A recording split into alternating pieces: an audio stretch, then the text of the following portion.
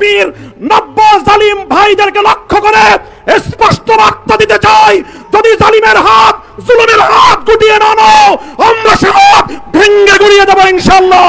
আপনি ছাত্রদলকে সামলান, আবার বলছি ছাত্রদলকে সামলান, না হলে ছাত্রলীগ যেমন আওয়ামী লীগের পতন নিশ্চিত করেছে, এই ছাত্রদল তারেক রহমান তার চেয়ে কম সময়ে আপনার পতন নিশ্চিত করে আপনাকে বাংলাদেশ থেকে আবার বিতাড়িত করতে বাধ্য করবে। ছাত্র শিবিরের সাথে ছাত্রদলের মূল প্রতিপক্ষের কারণ হচ্ছে তারা টেন্ডারবাজি করতে চায়, ছাত্র শিবির তা করতে দিতে চায় না। ছাত্র দলের সাথে ছাত্র শিবিরের প্রতিপক্ষের মূল স্লোগান সেই 2024-এর আজকের এই 5ই আগস্টই ফয়সালা হয়ে গেছে। নতুন করে আপনারা আর কোনো টেন্ডারবাজি করে চাঁদাবাজি করে ছাত্রদের মন দখল করতে পারবেন না, কারণ সেদিনই ফয়সালা হয়ে গেছে। সেই হাসপাতালেও কাপুরুষের মতো এই সন্ত্রাসীরা হামলা করেছে। আমরা দেখতে পাই পৃথিবীর ইতিহাসে 3টা গ্রুপ হাসপাতালে কাপুরুষতা হামলা করেছে। একটা হচ্ছে ইসরায়েল, 2 নম্বর হচ্ছে ছাত্রলীগ, 3 নম্বর হচ্ছে এই সন্ত্রাসী ছাত্রদল। গতকাল আমরা দেখতে পেয়েছি জগন্নাথ বিশ্ববিদ্যালয় কেন্দ্রীয় ছাত্র সংসদের ভিপিজেএস সহ নির্বাচিত প্রতিনিধির উপর ওই দলের অছাত্র সন্ত্রাসীরা বর্বরোচিত কায়দায় হামলা করেছে। তারেক রহমান আগে লিখে দিয়ে গেলাম, তারেক রহমান থাকতে পারবে না। ছাত্রদল তো অনেক পরের কথা। আগে ছাত্রলীগ রামদা দিয়ে কোপাইতে হলো জগন্নাথে, এখন হলো ছাত্রদল কোপাচ্ছে। পরিবর্তন যদি করতে হয় আমাদের সামনে একটাই হয়, সেটা হলো বিএনপি সরকারের পতন করাইতে হবে। আমরা অপেক্ষা করে আছি, আসেন দেশে আছেন, দেখা হবে ইনশাআল্লাহ রাজপথে।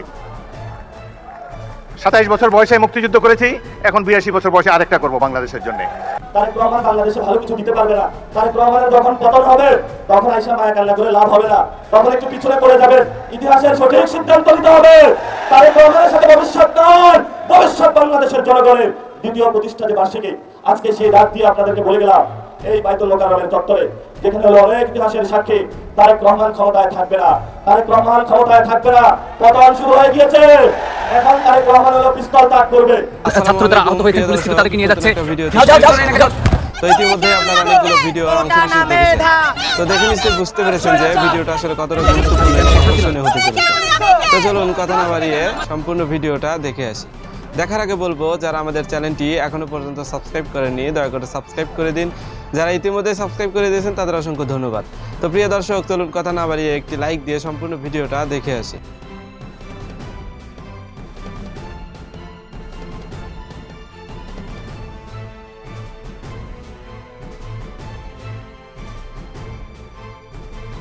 আপনি ছাত্রদলকে সামলান, আবার বলছি ছাত্রদলকে সামলান, না হলে ছাত্রলীগ যেমন আওয়ামী লীগের পতন নিশ্চিত করেছে, এই ছাত্রদল তারেক রহমান তার চেয়ে কম সময়ে আপনার পতন নিশ্চিত করে আপনাকে বাংলাদেশ থেকে আবার বিতাড়িত করতে বাধ্য করবে।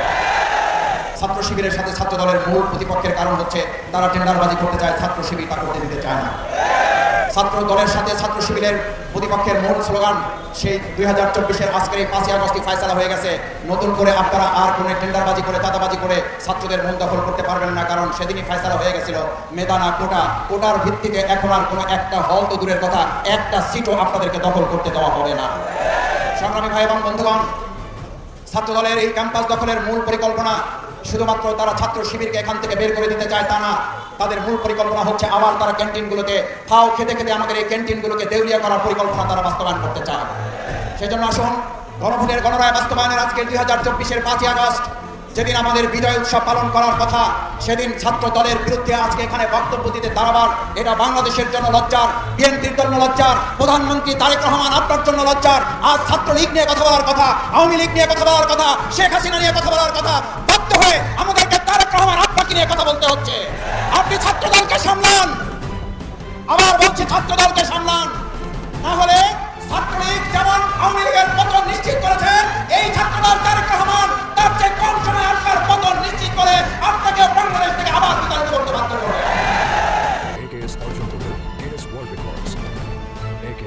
আজকে গতকাল এবং 2-3 দিনের ঘটনা দেখে মনে হয়েছে বিএনপি সরকার শিক্ষাঙ্গনের জন্য শিক্ষার জন্য বরাদ্দ কেন বাড়িয়েছে, এই জন্য বেশি টাকা দিয়েছে যাতে করে ছাত্রদল চর দখলের মতো শিক্ষাঙ্গন দখল করে চাঁদাবাজি টেন্ডারবাজি করে লুটপাট বেশি করে করতে পারে। এই শিক্ষার পরিবেশ জুলাই বিপ্লবের ফসল।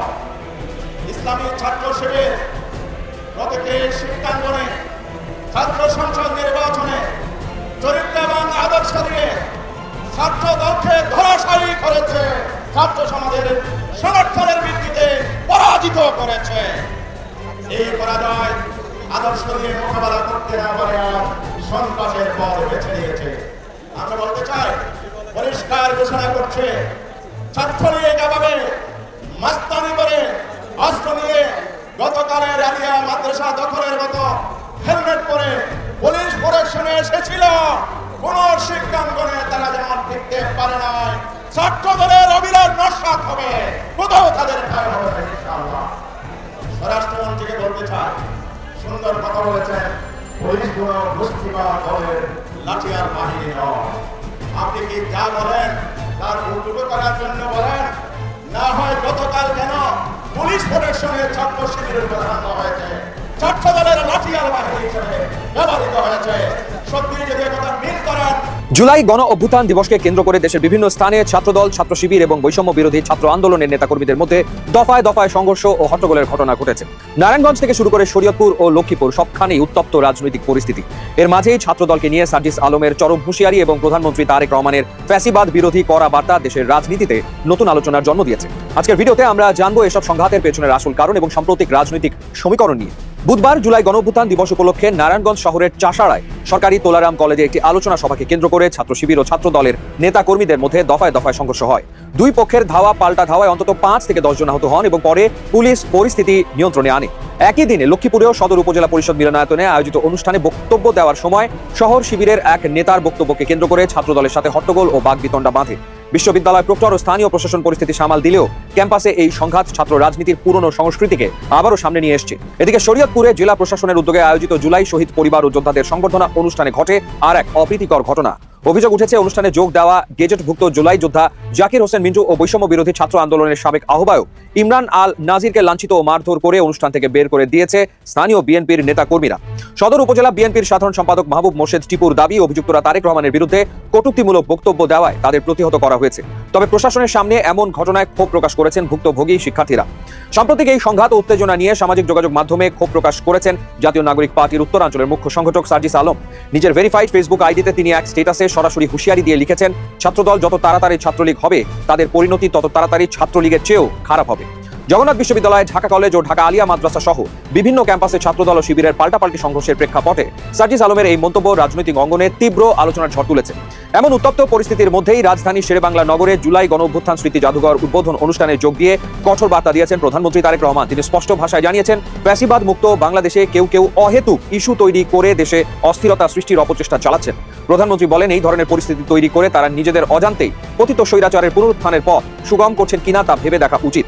এছাড়া 2024 সালের গণ অভ্যুত্থান কোনো একক ব্যক্তি বা দলের নয় উল্লেখ করে তিনি ঘোষণা দেন, আইনের শাসন প্রতিষ্ঠায় জুলাই অগাস্টের প্রতিটি হত্যাকাণ্ডের স্বচ্ছ ও নিরপেক্ষ বিচার নিশ্চিত করা হবে। বিশ্লেষকরা মনে করছেন, শিক্ষাঙ্গনগুলোতে ছাত্রদল ও ছাত্র শিবিরের মধ্যকার এই দ্বন্দ্ব কেবল হুট করে তৈরি হওয়া কোনো বিচ্ছিন্ন ঘটনা নয়, বরং দীর্ঘ 1.5 দশকেরও বেশি সময় পর রাজনৈতিক পট পরিবর্তনের পর ক্যাম্পাসে নিজেদের আধিপত্য বিস্তার এবং ছাত্র রাজনীতির শূন্যস্থান পূরণের এক তীব্র লড়াইয়ের বহিঃপ্রকাশ এটি। জুলাই অভ্যুত্থানের পর সাধারণ শিক্ষার্থীরা যখন একটি স্বাধীন, নিপীড়ন মুক্ত এবং ছাত্র সংসদ ভিত্তিক শিক্ষাঙ্গনের স্বপ্ন দেখছিল, ঠিক সেই মুহূর্তে বিভিন্ন ক্যাম্পাসে ক্ষমতার প্রদর্শন ও আধিপত্য বিস্তারের পুরনো সংস্কৃতি ফিরে আসায় সাধারণ শিক্ষার্থীদের মনে গভীর শঙ্কা তৈরি হয়েছে। বিশেষ করে ইউজিসি চেয়ারম্যানের উপস্থিতির মতো গুরুত্বপূর্ণ অনুষ্ঠানেও হট্টগোল বা সংঘর্ষের মতো ঘটনা শিক্ষাঙ্গনের শৃঙ্খলার প্রতি এক বড় ধরনের বড় প্রশ্ন চিহ্ন এঁকে দিয়েছে। জুলাই দিবসের এই রক্তক্ষয়ী সংঘাত এবং রাজনৈতিক নেতাদের পাল্টাপাল্টি হুঁশিয়ারি দেশের ভবিষ্যৎ রাজনীতিতে কি প্রভাব ফেলবে সেটাই এখন দেখার বিষয়। তারেক রহমান আগে লিখে দিয়ে গেলাম, তারেক রহমান থাকতে পারবে না। ছাত্রদল যুবদল তো অনেক পরের কথা, আগে ছাত্রলীগ রামদা দিয়ে কুপাইতে হলো, জগন্নাথে এখন হলো ছাত্রদল কুপাচ্ছে। পরিবর্তন যদি করতে হয় আমাদের সামনে একটা হয়, সেটা হলো বিএনপি সরকারের পতন করাইতে হবে। এখন ওনারা রামদা নিয়ে মাঠে নেমেছে। প্রশাসন যদি এটা নিষ্ক্রিয় করতে না পারে তাহলে আমাদের নিরাপত্তা আমরা নিশ্চিত করতে হবে। আমরা এখন যে পর্যায়ে এসেছি, এই পর্যায়ে শেখ হাসিনার যে আমল ফ্যাসিস্ট সিস্টেম, তারেক রহমান ওই সিস্টেমের উপরে বসেছেন, বিন্দু মাত্র কোনো পরিবর্তন হয় নাই। আগে ছাত্রলীগ রামদা দিয়ে কুপাইতে হলো, জগন্নাথে এখন হলো ছাত্রদল কুপাচ্ছে। আগে হলো যুবলীগ কুপাইতো, এখন হলো যুবদল কুপাচ্ছে। ফলত আমরা এই ব্যবস্থা যে এটা হলো পরিবর্তন চাই। পরিবর্তন যদি করতে হয় আমাদের সামনে একটা হয়, সেটা হলো বিএনপি সরকারের পতন করাইতে হবে। হয়তো বিএনপি সরকারের পতন অথবা বিএনপিকে সংস্কার মেনে নিতে হবে। যদি মেনে না নেয় তাহলে বাংলাদেশে অবশ্যই তাদের পতন হবে। তো অনিশ্চয়তার বিরুদ্ধে আমাদের ইনশাআল্লাহ লড়াই হবে। বাংলাদেশের সংস্কার বাস্তবায়ন হবে, আমাদের যে ভাইরা শহীদ হয়েছিল সেই ভাইদের বিচার হবে, বাংলাদেশে আগামী যে নির্বাচনগুলো আসতেছে সেই নির্বাচনগুলো গণতান্ত্রিক পদ্ধতিতে হবে।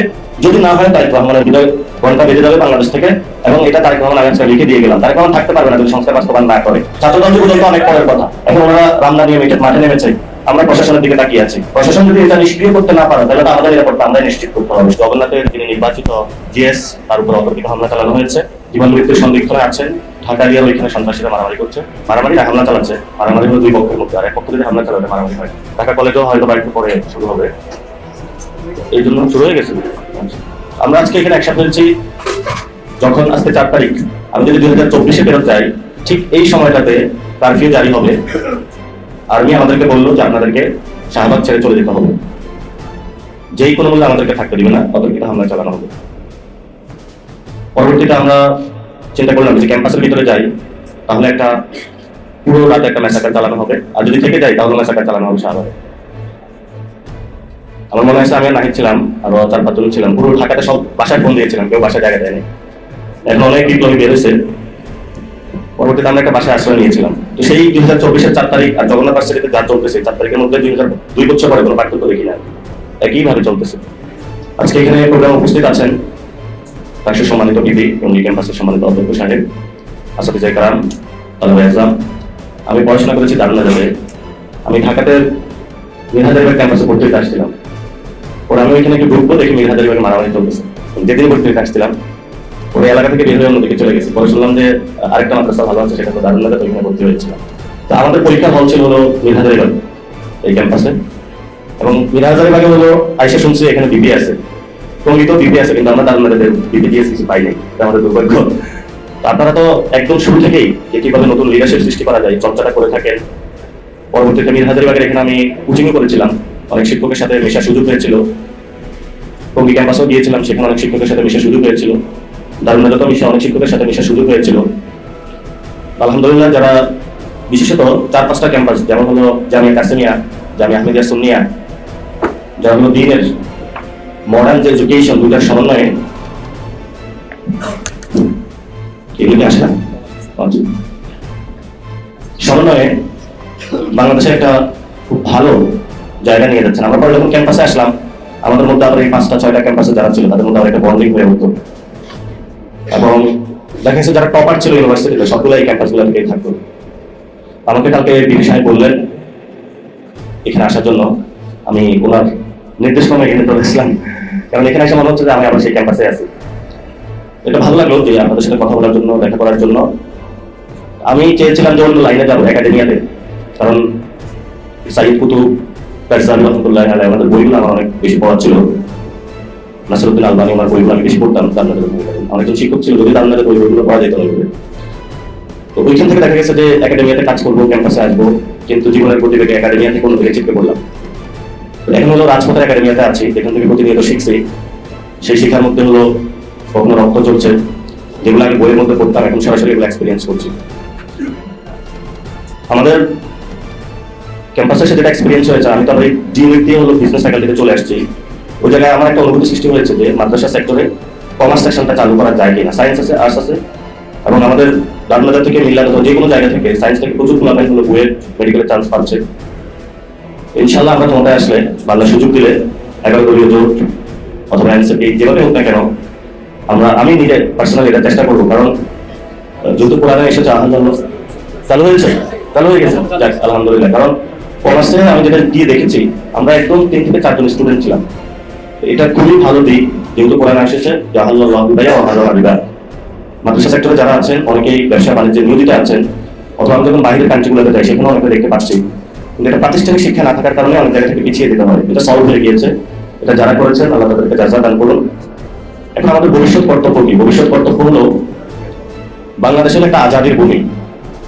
এই আজাদির ভূমিতে অনেক মানুষ লড়াই করে গিয়েছেন। 47-এ লড়াই করে গিয়েছেন, 71-এ লড়াই করে গিয়েছেন, 90-তে লড়াই করে গিয়েছেন, এবং পরবর্তীতে 24-এ লড়াই করেছেন।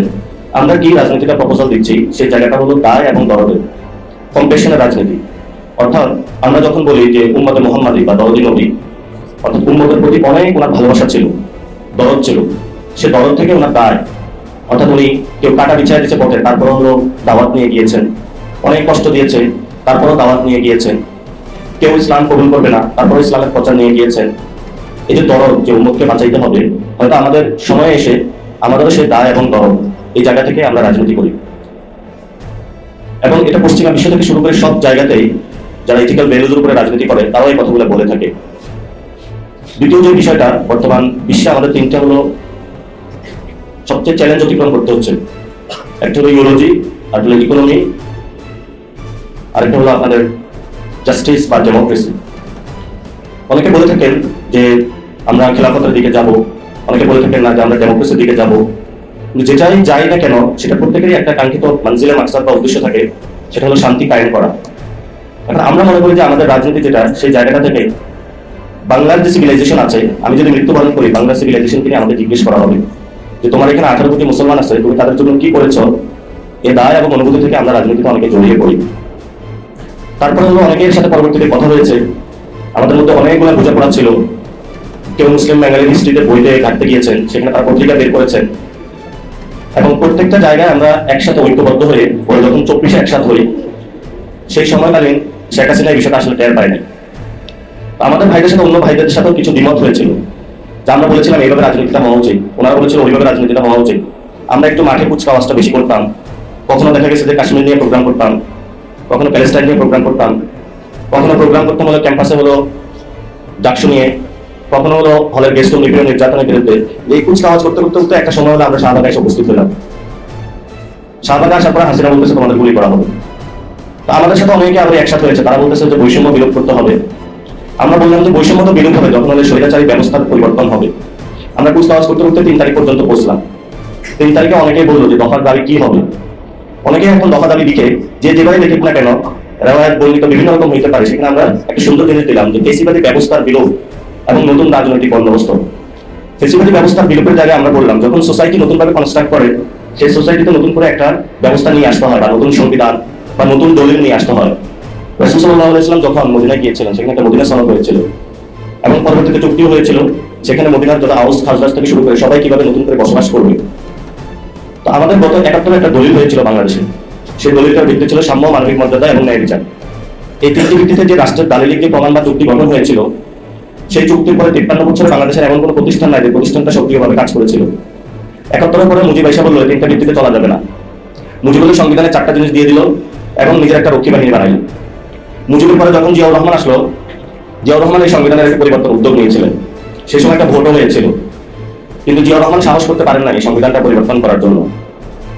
পরবর্তীতে এরশাদ এসেছিল, এরশাদের পর বেগম খালেদা জিয়া এসেছিল।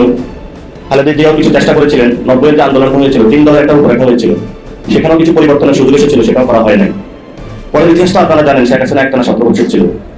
17 বছর থাকার পরে যখন এই পুরো ব্যবস্থাটা ভেঙে পড়লো, তখন আমরা বলছি যে আমাদের একটা নতুন ব্যবস্থার মধ্য দিয়ে যাইতে হবে। এই সামাজিক চুক্তি লাগবে, যে সামাজিক চুক্তির আয়তা হলো আমাদের খুনিরা থাকতে পারবে না, শেখ মুজিবের রক্ষী বাহিনী থাকতে পারবে না, আমাদের উপরে যে ভারত রাষ্ট্র প্রতিনিয়ত আমাদের আজাদিকে নিয়ে যাচ্ছে, সেই ভারত রাষ্ট্রের এখানে ইন্টারফারেন্স থাকতে পারবে না। আমরা সেই জায়গাটার নাম বললাম নতুন বন্দোবস্ত, যেটাকে ইংরেজিতে বলে নিউ সেটেলমেন্ট। এই নিউ সেটেলমেন্টের জায়গাটা বিশ্ব বহু রাষ্ট্র হয়েছে। সেই হাসপাতালেও কাপুরেকের মতো এই সন্ত্রাসীরা হামলা করেছে। আমরা দেখতে পাই পৃথিবীর ইতিহাসে 3টা গ্রুপ হাসপাতালে কাপুরের সাথে হামলা করেছে।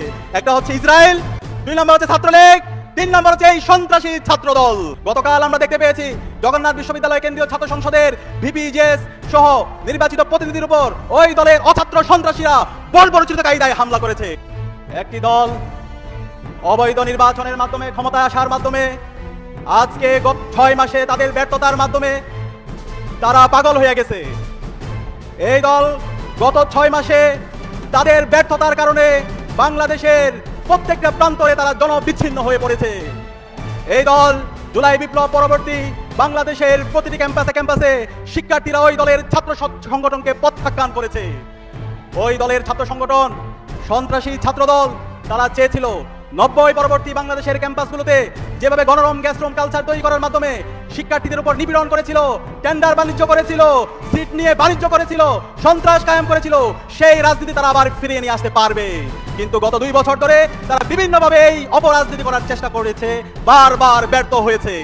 সর্বশেষ আমরা গত 6 মাসে দেখতে পেয়েছি ওই দলের ছাত্র সংগঠন ছাত্রদল বাংলাদেশের বিভিন্ন ক্যাম্পাসগুলোতে এবং শিক্ষার্থীদের নির্বাচিত প্রতিনিধির উপর দফায় দফায় হামলা করেছে। গতকাল আমরা দেখতে পেয়েছি জগন্নাথ বিশ্ববিদ্যালয় কেন্দ্রীয় ছাত্র সংসদের ভিপিজেস সহ নির্বাচিত প্রতিনিধির উপর ওই দলের অছাত্র সন্ত্রাসীরা বর্বরচিত কায়দায় হামলা করেছে। হামলার পরে যখন এই শিক্ষার্থীরা চিকিৎসার জন্য হাসপাতালে যাচ্ছিল, সেই হাসপাতালেও কাপুরেকের মতো এই সন্ত্রাসীরা হামলা করেছে। আমরা দেখতে পাই পৃথিবীর ইতিহাসে 3টা গ্রুপ হাসপাতালে কাপুরের সাথে হামলা করেছে। একটা হচ্ছে ইসরায়েল, 2 নম্বর হচ্ছে ছাত্রলীগ, 3 নম্বর হচ্ছে এই সন্ত্রাসী ছাত্রদল। আমরা দেখেছি 15 জুলাই ঢাকা বিশ্ববিদ্যালয়ে এই ছাত্রলীগের সন্ত্রাসীরা আমাদের ভাই বোনদেরকে মেরে রক্তাক্ত করেছিল। পরবর্তীতে যখন আমরা হাসপাতালে আমাদের ভাই বোনদেরকে নিয়ে গিয়েছিলাম, ঢাকা মেডিকেলে ইমার্জেন্সি ইউনিটে এই ছাত্রলীগের সন্ত্রাসীরা আমাদের ভাই বোনদেরকে হামলা করেছে। এর প্রেক্ষিতে 17 জুলাই ঢাকা বিশ্ববিদ্যালয়ের প্রতিটি হল থেকে এই ছাত্রলীগের সন্ত্রাসীদেরকে বের করে দেওয়ার পরে মাধ্যমে বাংলাদেশের প্রতিটি ক্যাম্পাসকে আমরা মুক্ত করেছিলাম। আমরা ছাত্র দলের সন্ত্রাসীদেরকে বলতে চাই, তোমরা যদি এই সন্ত্রাসের পথ অব্যাহত রাখো, ক্যাম্পাসগুলোতে যদি আবার গণরম গ্যাসরুমের কালচার ফিরে নিয়ে আসতে চাও, আমার ভাইদের উপর হামলা করো, বোনদের উপর হামলা অব্যাহত রাখো। আমরা ছাত্রলীগের যেই পরিণত করেছিলাম তার চেয়ে ভয়াবহ পরিণতি আমরা তোমাদের করব। আমরা তারেক জিয়াকে অনুরোধ করব, তারেক জিয়া, আপনি যদি মনে করেন আপনি সেই 90-এর দশকে আছেন অথবা 2001-এর পর থেকে ক্যাম্পাসগুলোতে যে সন্ত্রাসের রাজত্ব করেছেন, সেই সন্ত্রাস করে আবার ক্যাম্পাসগুলোতে দখলদারিত্ব করবেন, সেই রাজনীতি আর চলবে না। আমরা বেঁচে থাকতে, আবু সাঈদের উত্তরসূরিরা, শহীদ আলী রায়হানের উত্তরসূরিরা বেঁচে থাকতে ক্যাম্পাসগুলোতে আর এই গণরম গ্যাসরুম সন্ত্রাসের রাজনীতি আমরা ফিরতে দেব না ইনশাআল্লাহ। আপনারা কি আছেন আমাদের সাথে? ইনশাআল্লাহ। একই সাথে আমি অনুরোধ করব, গণভোটের যে জনরায়, সেই জনরায়কে মেনে নিন। জুলাই শহীদদের যে আকাঙ্ক্ষা, সেই আকাঙ্ক্ষার আলোকে একটা ইনসাফের বাংলাদেশ বিনির্মাণের জন্য কাজ করুন। আমরা ইতিমধ্যে দেখতে পেয়েছি এই সরকার 6 মাসে তাদের ব্যর্থতার কারণে আজকে জ্বালানি দ্বিগুণ দাম বৃদ্ধি পেয়েছে। আমরা দেখতে পেয়েছি গ্যাস সংকট, প্রত্যেকটা জায়গায় অব্যবস্থাপনা। এই ব্যর্থতার দায় নিয়ে আমি মনে করি মন্ত্রী এবং প্রধানমন্ত্রী সবার পদত্যাগ করে জাতির কাছে ক্ষমা চাওয়া দরকার। আমরা আপনাদেরকে সহায়তা করতে চাই, সবাইকে সাথে নিয়ে একটা নতুন বাংলাদেশ বিনির্মাণ করার জন্য আপনারা কাজ করুন। এবং আমি সবাইকে অনুরোধ করবো, বাংলাদেশের সকল ছাত্র সমাজকে ক্যাম্পাসের শিক্ষার পরিবেশ নিশ্চিত করার জন্য এবং গণতান্ত্রিক চর্চা অব্যাহত রাখার জন্য আমাদের সবাইকে সজাগ থাকতে হবে। আমরা কি পারবো? ইনশাআল্লাহ। ইনশাআল্লাহ। ইসলামী ছাত্র শিবির শিক্ষার্থীদের অধিকার নিশ্চিত করার জন্য এবং ছাত্র সংসদগুলো শিক্ষার্থীদের নিরাপদ রাখার জন্য আমরা ইনশাআল্লাহ শিক্ষার্থীদের পাশে আসি, ইনশাআল্লাহ থাকবো ইনশাআল্লাহ। তো প্রিয় দর্শক, আশা করছি সম্পূর্ণ ভিডিওটা মনোযোগ দিয়ে দেখেছেন। দেখে কি বুঝলেন, কি জানলেন, আপনাদের গুরুত্বপূর্ণ মতামতগুলো আমাদের কমেন্ট বক্সে জানিয়ে দিন। পারলে ভিডিওটা শেয়ার করে অন্যকে দেখার সুযোগ করে দিন। আবারও বলছি, যারা আমাদের চ্যানেলটি এখনো পর্যন্ত সাবস্ক্রাইব করেননি, দয়া করে সাবস্ক্রাইব করে দিন। যারা ইতিমধ্যে করে দিয়েছেন তাদের অসংখ্য ধন্যবাদ। তো প্রিয় দর্শক, আজকের মতো এই পর্যন্তই। দেখা হবে পরবর্তী কোনো নিউজে। ততক্ষণ সবাই ভালো থাকবেন, সুস্থ থাকবেন। আল্লাহ হাফেজ।